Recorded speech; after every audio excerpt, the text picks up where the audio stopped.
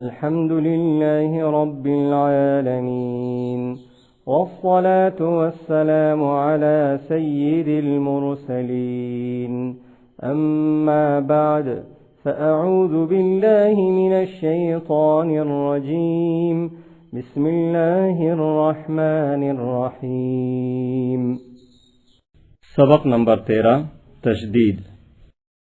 تین دندان والے شکل کو تشدید کہتے ہیں۔ جس حرف پر تشدید ہو اسے مشدد کہتے ہیں۔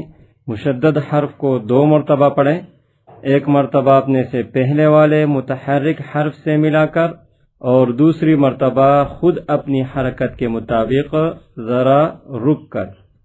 نون مشدد اور میم مشدد میں ہمیشہ غنہ ہوتا ہے۔ غنہ کے معنی ناک میں آواز لے جانا ہے۔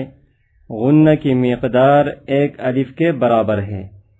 جب حروف قلقلہ مشددہ ہو تو انہیں جماؤں کے ساتھ ادا کرتے ہوئے قلقلہ کریں گے۔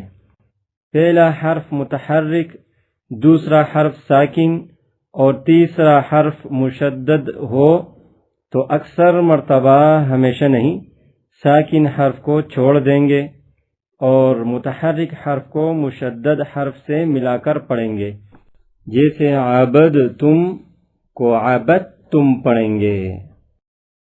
اس سبق میں تشدید کی مشق کے ساتھ ساتھ حروف قریب الصوت یعنی ملتی جلتی آواز والے حروف میں واضح فرق کریں۔ ات حمزہ زبر ات زبر ت، ات ات حمزہ زیر ات زبر ت، ات حمزہ پیش ات زبر ت، حمزہ قا زبر اط زبر قا،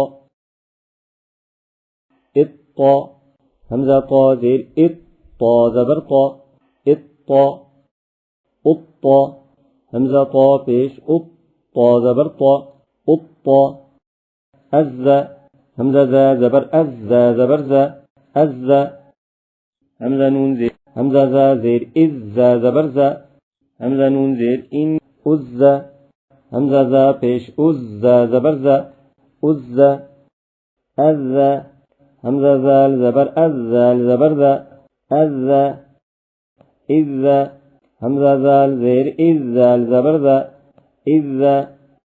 پورا ویڈیو دیکھنے کے لیے سجسٹڈ ویڈیو لنک پر کلک کریں۔